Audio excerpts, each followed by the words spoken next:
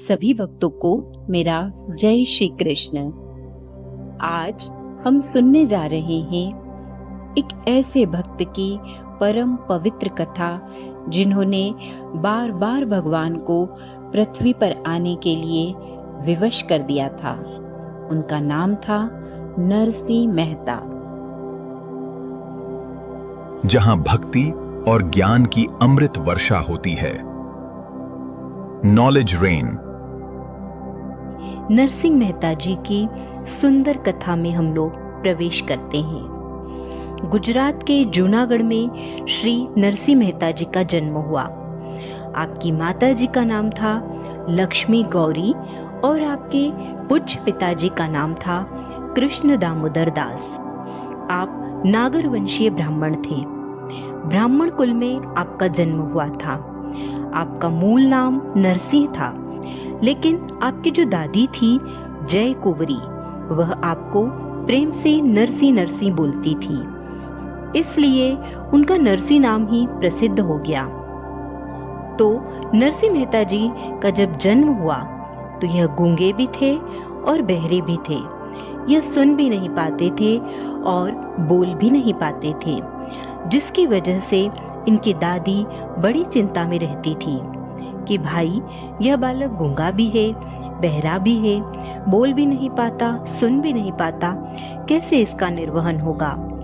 दूसरी बात ऐसी थी कि इनके एक बड़े भैया थे और उन बड़े भैया का ब्याह हो चुका था। उनका नाम बंशीधर था। तो यह छोटी संतान थे अपनी माता पिता के। धीरे धीरे आप बड़े होने लगे।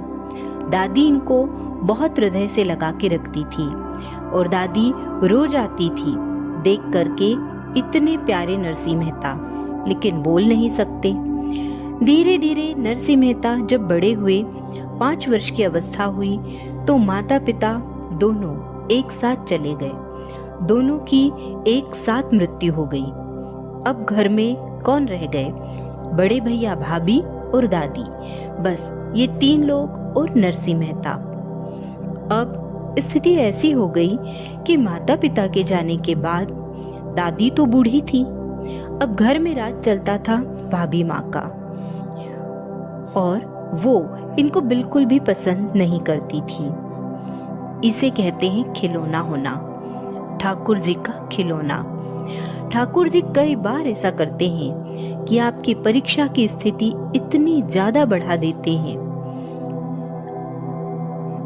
ठाकुर जी कई बार अति प्रियों को भी दूर कर देते हैं और फिर आपको परखते हैं कि आप कैसे निर्वहन करेंगे। भाभी माँ उनको ज्यादा प्रेम नहीं करती थी। दादी बूढ़ी हो गई थी तो उनकी इतनी चलती नहीं थी। घर का भोजन बच जाता, जो जल जाता था वह नरसिंह मेहता को दे देते थे। बेचारे चुपचाप खा लेते थे। दादी कभी कभी बचा करके अपनी रोटी रख लेती और वह नरसिंह मेहता जी को खिला देती थी। और बस मन में एक ही चिंता होती थी कि हे विधाता, ये लाला कम से कम बोलने लगे। मेरी उम्र बढ़ती जा रही है, मेरे प्राण चले जाएंगे, और ये भाभी इसका बिल्कुल ध्यान नहीं रखती। इसके ये बड़े होकर के अपना पालन कैसे करेगा? कल को मेरे प्राण चले गए तो ये कैसे? इसी कारण दादी बहुत दुखी रहती थी और उन्हें सभी संतों के पास ले जाती थी। सब संत आशीर्वाद देते थे, लेकिन होई वही जो राम रचि राखा। राम जी जो चाहते हैं वही होता है। एक दिन उनकी दादी बहुत दुखी हो गई। दादी को यदि बुखार भी आ जाता तो वो घबरा जाती कि हे विधाता, अभी मेरे प्राण मत लेना। नरसिंह बोलने लग जाए फिर मैं चली जाऊं।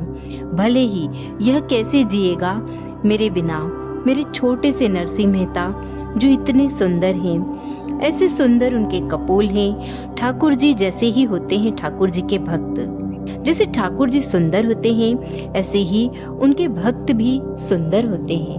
दादी बस गोद में लेकर नरसिंह को कहती, नरसिंह कुछ बोल, नरसिंह कुछ बोल। लेकिन नरसिंह बेचारे गूंगे, कुछ नहीं बोल पाते।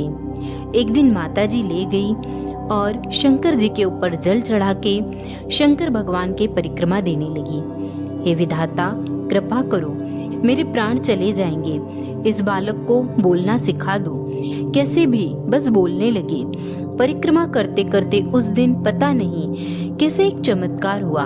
एक जटाजूटे भस्म रमाए हुए पूरे अंग पर मानो जैसे शिव ही प्रकट हो गए हों। ऐसे एक संत आए। क्या बात है मैया, बड़ी परिक्रमा की और मासूमियत से देखते हैं, पर उन्हें बोलना नहीं आता। अब संत नरसिंह के सिर पर हाथ फेरते हैं और मुंह खोलने के लिए कहते हैं। नरसिंह मेहता जी की जीभ पकड़ के और उनकी ओर देखकर बोले, बोलो बेटा राधे कृष्णा।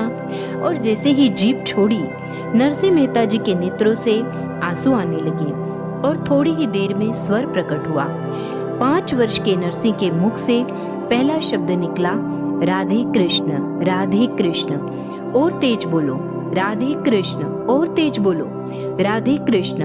अब तो उनकी दादी नृत्य करने लगी, नरसिंह को गोद में ले करके उछलने लगी। लाला, और तेज बोलो। अब तो राधे कृष्ण, राधे कृष्ण, राधे कृष्ण, राधे कृष्ण गाने लगे, बोलने लगे, नाचने लगे नरसिंह मेहता। दादी ने तो बस उसी समय प्रणाम किया ठाकुर जी को। अब ले जाओ मुझे, अब कम से कम यह बोल के खा तो लेगा, सुन करके जवाब तो दे देगा। अब मुझे इतना है कि अब यह अपनी देखभाल कर लेगा। नरसिंह अब पहली बार बोलना सीखे हैं, तो इतनी जोर जोर से बोलते हुए गाते हुए गए। घर पर जाकर भैया के सामने जब बोले, भाई बड़े प्रसन्न हुए। अरे नरसिंह भाई, बोलने लगे तुम? ठाकुर जी की कृपा से नरसिंह की माता बोलने लगी, लेकिन इनकी भाभी को बिल्कुल अच्छा नहीं लगा। गूंगा बहरा पूरे दिन पड़ा रहता है। हमारी सास ससुर खुद तो चले गए, छोटा सा एक बालक मेरी छाती पर छोड़कर चले गए। अब बोलने लग गया। अब कल तो आऊं करके भोजन प्रसाद मांगता था, अब तो बोल के मांगा करेगा कि रोटी बनाओ भाभी। वो और दुखी हो गई। और वही हुआ। कुछ दिन बाद दादी मरणासन अवस्था में नरसी नरसी कहकर चिल्लाने लगी। नरसिंह मेहता गए। क्या हुआ दादी माँ? बोली, बेटा अब मैं जा रही, अब मेरा समय आ गया, अब मुझसे उठा नहीं जा रहा है। बेटा तू कीर्तन सुना दे। और श्री नरसिंह मेहता कीर्तन सुनाने लगी। कीर्तन सुनते रो भी रहे हैं। दादी माँ ने ही पाल पोस के बड़ा किया है। माता पिता बचपन में चले गए और दादी का हाथ पकड़ के बैठे रहे। कीर्तन सुनते सुनते दादी माँ चली गई और अब नरसिंह मेहता जी के संकट और बढ़ने लगे और कष्टदायी हो गया उनका जीवन। आज कहीं बाहर से आए तो आकर के अपनी भाभी से कहने लगे, भाभी माँ प्यास लगी है, पानी दे दो। नरसिंह मेहता का स्वभाव था, वह खुद ही ले लेते थे, अपने काम खुद करते थे। लेकिन आज पहली बार बहुत थके थे, पसीने में थे, तो भाभी से कह दिया कि आप जल दे दो। क्रोध में भर करके इतना सुनाया, बोले आज कह रहा है पानी दे दो, कल को बोलेगा यह बना दो, परसों कह देगा ऐसा कर दो और मेरे ऊपर हुक्म चलाएगा। सुन, तेरी माँ भी चली गई, पिता भी चले गए और तेरा पालन पोषण करने वाली दादी भी चली गई। अब तू भी चला जा, हमारा तुझसे कोई वास्ता नहीं, तू भी निकल जा घर से और यहाँ दोबारा आने की जरूरत नहीं है। अरे भाभी, मैंने ऐसे नहीं कहा था, बस मैंने प्यास लगी थी तो पानी मांग लिया। बोले मुझे कुछ नहीं सुनना, निकल जा घर से बाहर। और श्री नरसिंह मेहता घर से निकल गए। रो रहे हैं छोटे से नरसिंह मेहता, रोते रोते गए और जूनागढ़ में एक महादेव का मंदिर था, वहां जाकर रोने लगे और बोले, आप ही मेरे पिता हो और आप ही मेरे माता हो। महादेव और पार्वती माता ने ही उनके सारे भोजन की व्यवस्था की। धीरे धीरे नरसिंह मेहता बड़े होने लगे। अब पास ही गांव के बाहर एक धर्मशाला थी, उस धर्मशाला में जाकर नरसिंह मेहता रहने लगे। वहीं बैठ करके अपना भजन करते थे। वहाँ पास ही के गांव में एक ब्राह्मण देवता रहते थे जिनकी बेटी का नाम था मणिक गौरी। इनका ब्याह उन्होंने नरसिंह मेहता से किया। नरसिंह मेहता ने गृहस्थ आश्रम में प्रवेश किया। आपकी पहली बेटी हुई जिनका नाम था कुमरी बाई, जिन्हें आप नन्ही नन्ही कहकर बुलाते थे और आगे इन्हीं का नाम नानी हो गया। इसके बाद नरसिंह मेहता के एक पुत्र हुए, उनका नाम श्यामल दास था। अब इनकी एक तीसरी पुत्री भी हुई, उसका नाम रत्नाबाई था। यह 3 संतानें हुई नरसिंह मेहता की।